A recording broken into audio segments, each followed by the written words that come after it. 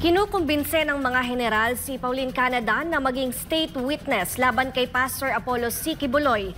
Ito mismo ang sinabi ni Canada sa Legal Council ng The Kingdom of Jesus Christ. Kasabay niyan ay maaari namang sampahan ng kasong robbery ang mga umaresto kay Canada. Iyan at ibang revelasyon sa report ni Jason Rubrico. Nilabag ng Philippine National Police ang Miranda rights ni Pauline Canada nang hindi siya bigyan ng pagkakataon na makausap ang kanyang abogado matapos siyang arestuhin noong hapon ng July 11, 2024 at inilipad patungong Camp Crame. Ilang oras pang dumaan bago nakausap ni Canada si KOJC Legal Counsel, Attorney Israelito Torion. Yan ay sa kabila ng ilang ulit na pagtawag at pag-text ng abogado kay Police Regional Office 11 Brigadier General Nicolas Torre. Gate ni Torre, wala daw siyang natatanggap na text o tawag mula kay Attorney Torion. Pero nanindigan ng abogado at sinabing hindi nagsisinungaling ang text messages at call logs. So, text messages do not lie. Call logs do not lie. So this only goes to show really that General Torre is trying to hide the fact that we tried to give assistance to our client but he refused it. He ignored it. Ayon kay Torion, ang sinumang lalabag sa Republic Act 7438 ay parurusahan ng 8 hanggang 10 taong pagkakakulong at posibleng maharap sa absolute perpetual disqualification o hindi na kailanman makakakuha ng anumang posisyon sa gobyerno. There is really a violation. As a matter of fact, it is a stark violation because General Torre is a general. Pero nadiskubre ng KOJC Legal Counsel na hindi lang pala dyan nagtatapos ang mga paglabag ng mga umaresto kay Canada. Sa pool sa CCTV ang iligal na pagkumpiska ng mga otoridad sa ilang kagamitan sa tahanan ni Canada gaya ng desktop computer, tablet, automatic BP monitor, smartwatch, earpods at chargers sa kabila ng kawalan ng search warrant. Ayon pa sa KOJC Legal Counsel na si Attorney Eunice Ambrosio, malinaw na ang ginawa ng mga arresting officer ay labag sa mga alituntunin kaugnay sa pag-serve ng warrant of arrest. Ano ba tong mga items na to? Are these illegal items per se? Diba? Mga desktop, Mac, desktop computer, tablet. So are these illegal? Are these even dangerous, or does it put harm into the person of the police officers for them to confiscate these items?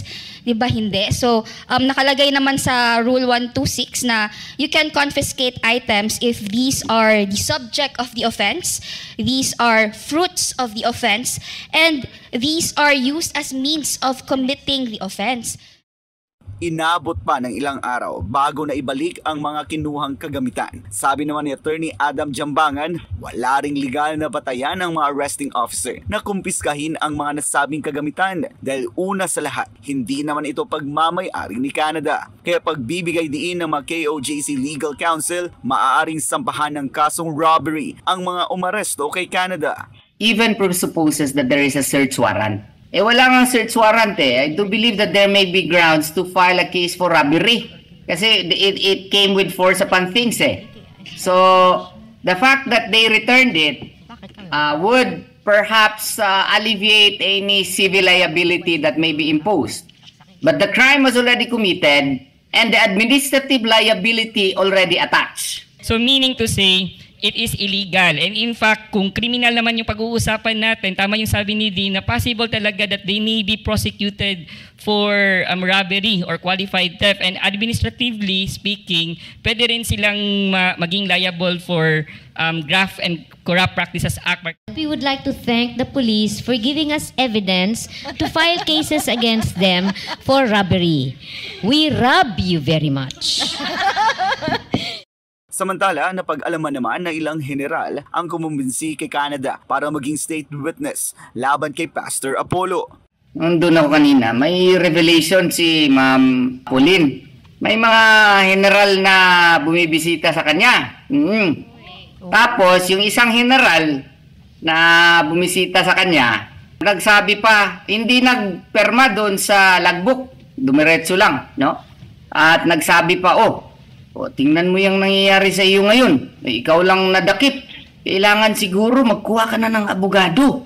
At baka posible na ano ka dyan. Ma-convict ka kung wala kang sarili mong abogado. O, sabi ni Ma'am Puli naman, ay, supported naman kami ng ministry, ng lawyer. Ay, hindi. Kaya para ma-free ka. Parang ang idea is, parang kinukumbinsi siya na magiging state witness. Giit ni Canada, ano naman daw ang sasabihin niya laban kay Pastor Apollo, lalo't alam niya na wala naman talagang kasalanan ang butihing pastor.